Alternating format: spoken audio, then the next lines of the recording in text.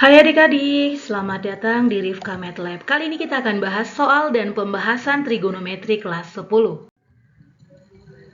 Jika tangen A 8/6 dan sudut A merupakan sudut lancip, maka nilai dari 2 cos A adalah, nah kita perhatikan, ini tangen A-nya adalah 8/6. Maka kita buat dulu seperti ini. Tangen itu merupakan perbandingan sisi depan dan sisi samping. Maka jika tangen A-nya 8/6, tentu 8 ini merupakan sisi depannya dan 6 ini merupakan sisi sampingnya.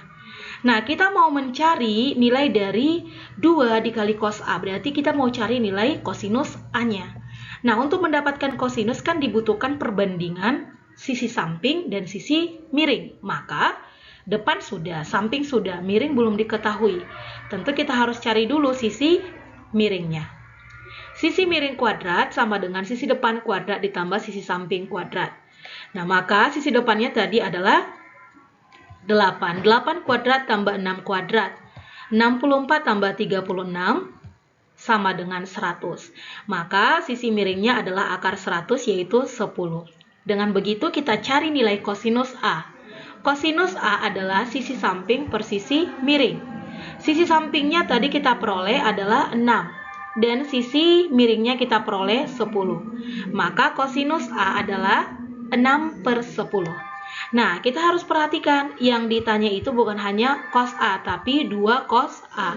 Maka 2 cos A adalah 2 dikali 6/10. Maka ini kan bisa mati nih, 2 dengan 10. Maka 6/5. Jadi nilai 2 cos A adalah 6/5. Untuk soal yang kedua.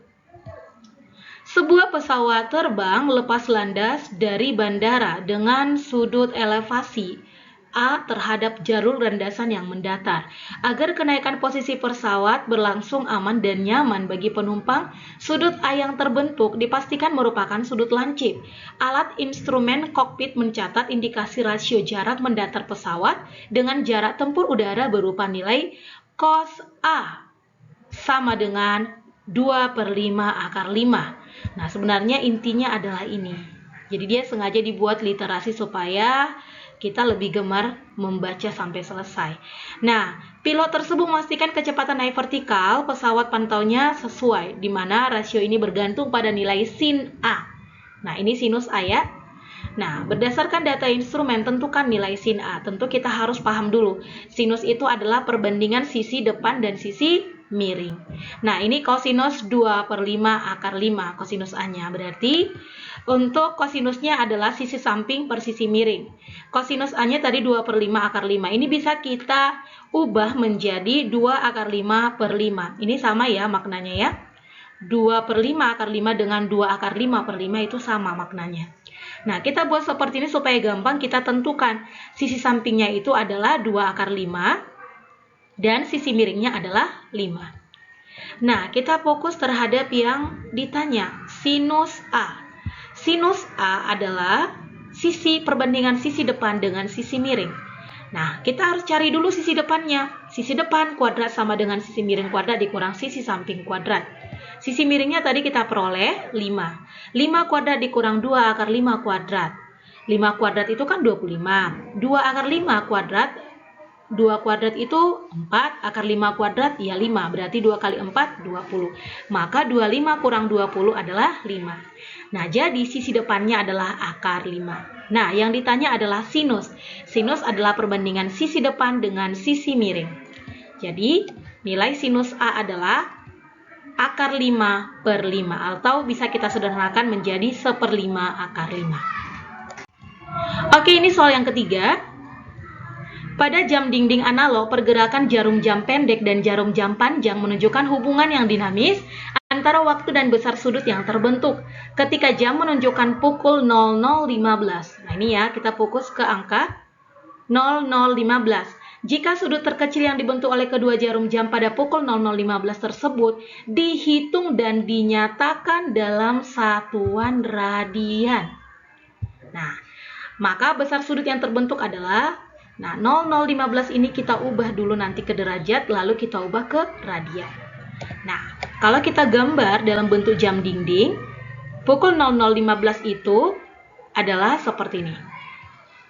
Oke, maka ini terbentuk dia kurang lebih 90 derajat ya untuk sudutnya. Maka pukul 00.15 itu setara dengan 90 derajat.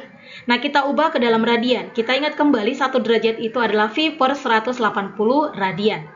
Maka 90 derajat adalah 90 dikali V per 180 derajat radian. Nah, jadi ini kan bisa mati ya, sama-sama dibagi 90. Maka jawabannya adalah V per 2 radian atau disederhanakan menjadi setengah V radian. Oke, untuk soal yang keempat, perhatikan pernyataan-pernyataan mengenai sudut-sudut pembatas kuadran dan sudut relasi berikut. Sudut 195 derajat berada di kuadran 3 karena nilainya berada di kuadran berada di antara 180 derajat dan 270 derajat. Sudut 300 derajat terletak di kuadran 4. Sudut 90 derajat tidak termasuk ke dalam kuadran manapun melainkan disebut sudut pembatas kuadran. Jika suatu sudut berada di kuadran 3, maka nilai kosinusnya selalu lebih besar daripada nilai sinusnya untuk semua sudut.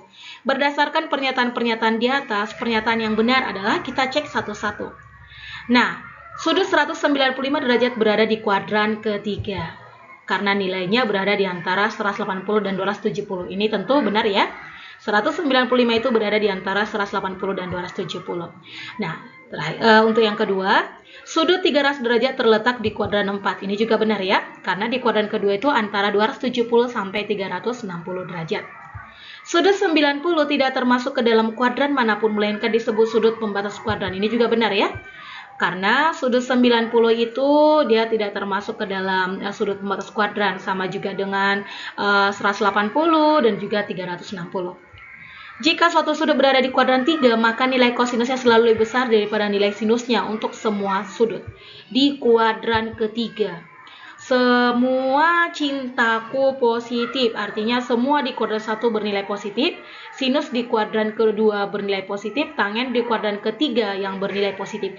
Yang artinya tangen yang nilainya lebih besar, bukan kosinus. Jadi ini pernyataannya salah. Maka kalau kita disuruh mencari pernyataan yang benar adalah 1, 2, dan 3. Oke, untuk soal selanjutnya.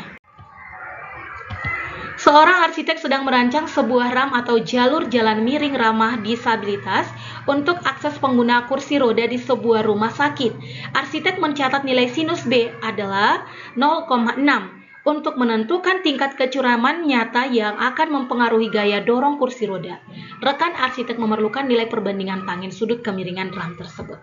Jadi kata kuncinya adalah, walaupun ini soalnya panjang, kita lihat kata kuncinya, yaitu sinus beta 0,6 dan perbandingan tangen.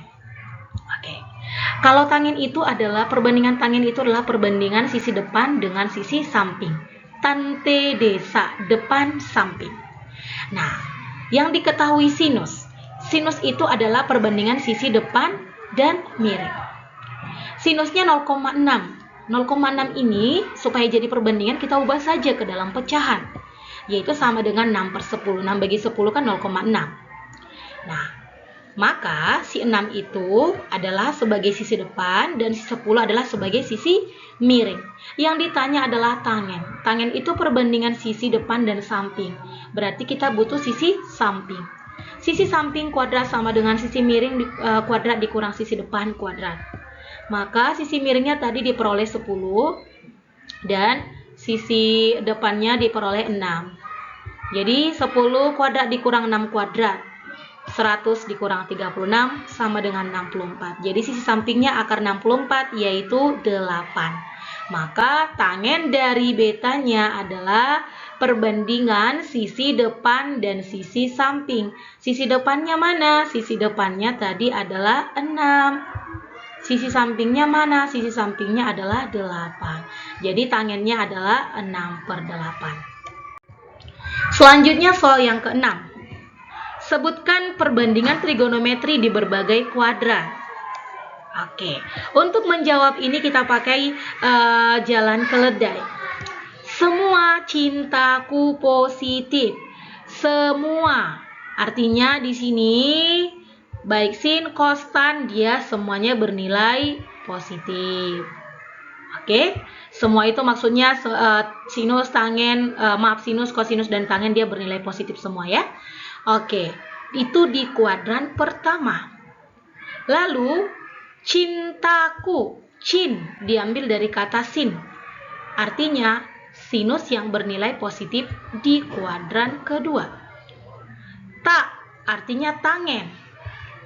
Nah, tangen di kuadran ketiga dia bernilai positif. Nah, ku artinya kosinus. Nah, kosinus di kuadran keempat dia bernilai positif.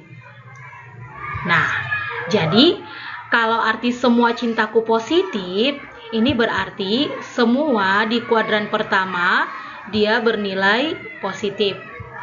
Baik sin, kos, dan tangen. Cintaku, cin di kuadran kedua artinya sinus di kuadran kedua yang positif, tangen di kuadran ketiga yang positif, dan kos di kuadran 4 yang positif. Selebihnya itu negatif. Nah, kira-kira seperti ini. Ini dia sinus, kosinus, tangen. Semua ini kuadran 1 bernilai positif. Di kuadran kedua hanya sinus yang positif, cin. Berarti sinus yang positif, selebihnya negatif. Di kuadran ketiga, ta, berarti tangen yang positif, selebihnya negatif. Berarti sin negatif, kos negatif, tangen positif. Di kuadran keempat, ku atau kos yang positif. Berarti sin tangennya negatif, kosnya positif. Ini sin ya, maaf. Ini sinus ya. Ini kita coret. Ini kita coret. Jadi yang benarnya adalah sin. Jadi sinusnya di sini bernilai negatif. Oke, jadi perbandingan trigonometri bagi kuadran yang dimaksud adalah ini. Oke, lanjut soal berikutnya. Oke, selanjutnya perhatikan gambar berikut. Ini sudutnya 60 derajat, ini panjangnya 6, ini panjangnya Y. Perhatikan gambar berikut dan tentukan nilai Y. Nah, kita lihat dulu apa yang diketahui. Berdasarkan gambar ini sudutnya, maka ini berada di sisi depan sudut dan ini berada di sisi samping sudut. Berarti antara depan dan samping kita menggunakan perbandingan apa? Benar, menggunakan perbandingan tangen. Tangen itulah perbandingan sisi depan dengan sisi samping.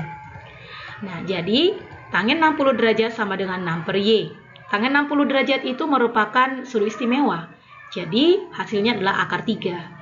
Akar 3 sama dengan 6 per Y. Maka mencari Y, 6 dibagi akar 3. 6 dibagi akar 3 sama artinya dengan, kalau kita rasionalkan menjadi 6 per akar 3 dikali akar 3 per akar 3. 6 akar 3 per 3. 6 dibagi 3 adalah 2. Maka hasilnya adalah 2 akar 3. Oke, mungkin sampai di sini untuk pembahasan kali ini.